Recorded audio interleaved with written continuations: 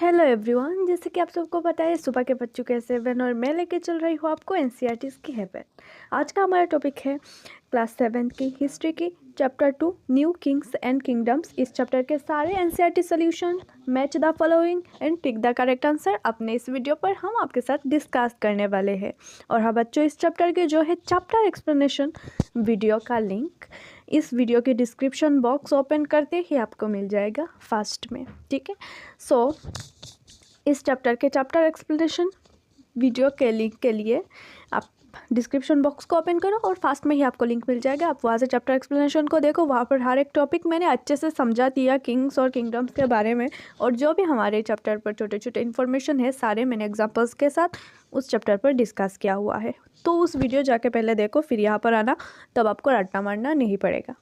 Okay, let's start. Match the following fast है हमारा। सो गुर्जाना प्रतिहारास क्या था? गुजरात एंड राजस्थान को कहा जाता था।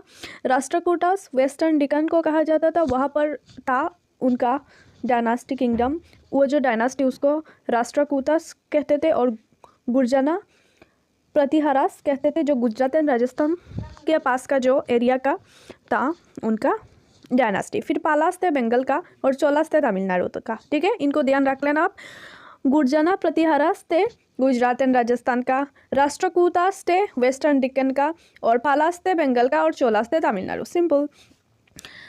Who were the parties involve the tripartite struggle. So हमने चैप्टर पर एक नाम पढ़ा था, जैसे हिस्टोरियन ने इन तीनों को थ्री पार्टाइट स्ट्रगल कहा। क्यों कहा? क्योंकि जो कानूज का एक एरिया था, जो कानूज नाम एक एरिया का था, कानूज को लेकर ये जो तीनों डायनास्टी है, तीनों किंगडम्स है, उनकी एम्पायर है, तीनों में झगड़ा होता रहता था। कौन कौन का? गुर्जारा प्रतिहारास का, राष्ट्रकूटास का एंड पालास का, ठीक है। What are the qualifications necessary to become a member of a committee of the Sabha in the चोला। जो चोला एम्पायर हमने चैप्टर पर पढ़ा था, वहाँ पर हमने देखा था एक सभा था, और सभा पर क्या होता था, कुछ एलिजिबिलिटी क्राइटेरिया होता था कि अगर आप एक मेंबर बनते हो सभा की, फर्स्ट आपके पास क्या होना चाहिए, आपके पास लैंड होना चाहिए अपना। सेकंड, आप उस लैंड पर आपका खुद का अपना घर होना चाहिए, रेंट का नहीं। फिर आप जो आपका ये ज़मीन है, ज़मीन का जो टैक्स है वो रेगुलर आपको पे करना चाहिए। ओके, और क्या, आप 3 साल जो है 3 साल में आप दोबारा मेंबर नहीं बन सकते हो, और आप अगर आप जो टैक्सेस है वो पे नहीं करते हो तब भी आप नहीं बन सकते हो मेंबर। और अगर आपके रिलेटिव्स जो है वो भी अगर टैक्सेस पे नहीं करते तब भी आप नहीं बन सकते। और उसका जो क्या होता था, फिर ये हो गया हमारा एक्सेप्शंस एंड एलिजिबिलिटी क्राइटेरिया। फिर आता था जो कंडक्ट होता था, कैसे इलेक्ट होता था। सारे जो भी मेंबर है उनका नाम लिख के एक आर्तन पॉट पर रख दिया जाता था। फिर एक बच्चा आता था या फिर बड़े कोई भी आकर एक नेम उठा लेते थे, एक कागज़, और उस कागज़ पर जिनका भी नाम लिखा हुआ होता था वो बन जाते थे मेंबर। और हाँ, उनको और भी एलिजिबिलिटी क्राइटेरिया थी। उनको वेदास के बारे में नॉलेज होना चाहिए, रहना चाहिए उस मेंबर को, और उनका एज रहना चाहिए 30 to 70, और वो क्या रहना चाहिए, वो ऑनेस्ट रहना चाहिए वो इंसान, और एडमिनिस्ट्रेटिव मैटर्स के बारे में कुछ नॉलेज होना चाहिए, ठीक है। That's all.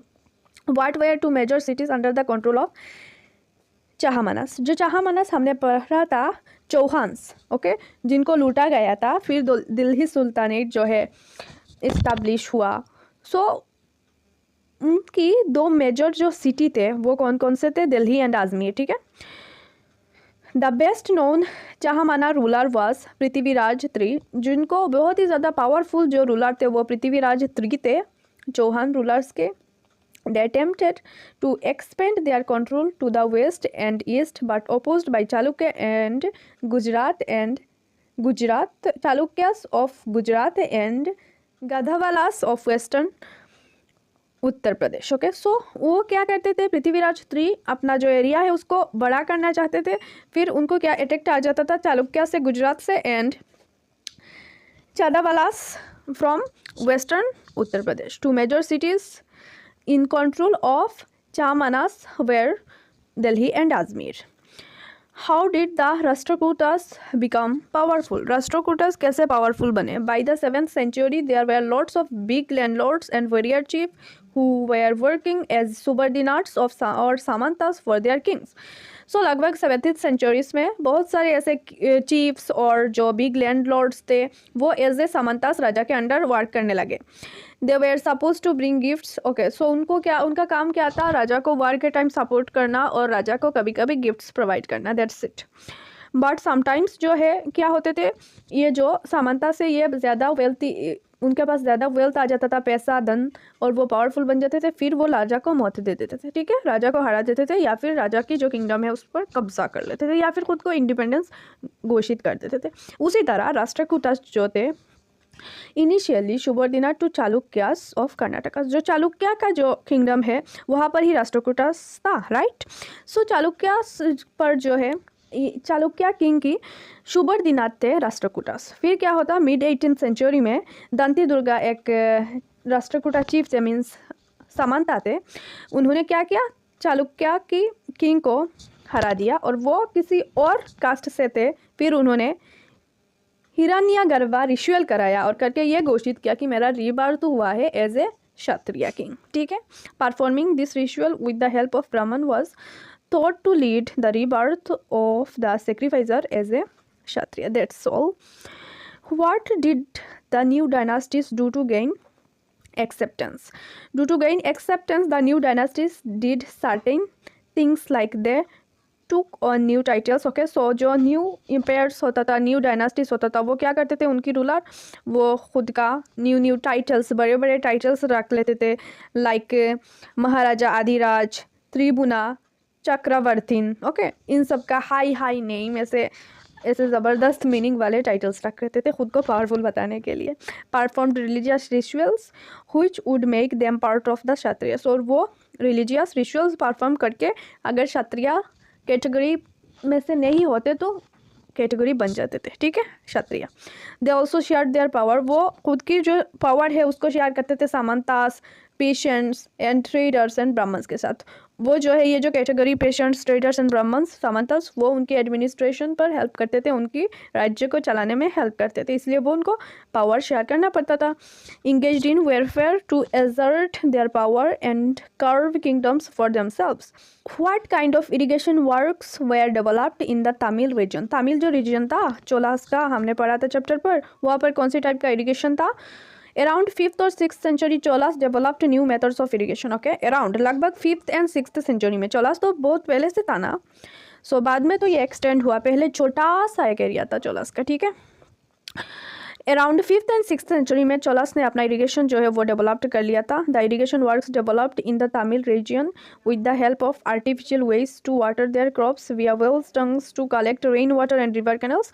वो क्या करते थे, अपनी जो क्रॉप्स था उनको अलग तरह से वाटर प्रोवाइड करते थे, वेल्स खोदते थे, टंग्स पर रेन वाटर कलेक्ट करते थे, और रिवर से क्या क्या कैनल्स कनेक्ट करके अपनी खेतों पर वाटर प्रोवाइड करते थे ताकि खेत हो सके। और उनका जो जगह था वो फर्टाइल था, क्यों था? क्योंकि रिवर का वेरी उनके पास है, इसीलिए। They cleared the forest and level the land for agriculture. वो क्या करते थे, फॉरेस्ट वगैरह को क्लियर करके, क्लीन करके, साफ करके, उसकी मिट्टी पर जो है लेवल करके खेतीबाड़ी करना स्टार्ट कर लिया उन्होंने। They built embankments to prevent flood and canals to carry water. फिर उन्होंने रिवर के पास में वॉल्स वगैरह, वॉल मतलब वेल्स नहीं, वॉल क्रिएट कर लिया ताकि फ्लड आके उनकी सब कुछ बहा के ना ले जाए। What are the activities associated with Chola temples? Chola temples के आसपास क्या क्या एक्टिविटीज़ होता था उस time? A Chola temple was not only a place of worship but also the hub of economic। जो चोला टेम्पल था वहाँ पर सिर्फ वर्शिप, सिर्फ गॉडेसेस का रिचुअल्स, गॉड्स का रिचुअल्स ये सब नहीं होता था। ठीक है, मतलब इसका मीन ये सब भी होता था और साथ में और भी वर्क्स होते थे। ये एक economic, social and cultural centre था। ओके, उनकी टेम्पल क्योंकि इसके आसपास बहुत टाइप के क्राफ्ट्स पर्सन्स और बहुत टाइप्स का ऐसे लोग रहा करते थे, और जो ब्राह्मण्स ये सब रहा करते थे, गार्लैंड मेकर्स रहा करते थे, sweepers, cooks, musicians, dancers and crafts peoples etcetera, वो सब रहा करते थे और इनके लिए खाना बनाया जाता था हर रोज़ टेम्पल पर। और कभी कभी अगर कोई राजा जो है टेम्पल को एक ज़मीन दान कर देता था तो ये लोग वहाँ पर खेतीबाड़ी करके अपना गुजारा करते थे और टेम्पल को भी देखते थे। ठीक है, सो बच्चों देखो, आप खुशी की बात ये है यहाँ पर ख़त्म हुआ हमारा क्लास 7 की हिस्ट्री की chapter 2 new Kings and kingdoms की सारी NCERT solutions, match the following and question answers. Also सारे, ठीक है, इनसे आप आसानी से अपनी एग्ज़ाम क्लियर कर सकते हो। और हाँ बच्चों, अगर आपको कुछ भी सीखने को मिला है, कुछ भी मदद मिला है मेरी इस वीडियो से, तो वीडियो को एक लाइक तो ज़रूर करना बनता है, राइट। और हाँ, कमेंट पर ज़रूर अप्रिशिएट करना अगर अच्छा लगे, और अगर बुरा लगा हो तब भी बता देना यार, मैं इम्प्रूव करने की कोशिश करूँगी और आपको अच्छे से समझाने की कोशिश करूँगी। और हाँ, मिलते हैं नेक्स्ट वीडियो पर।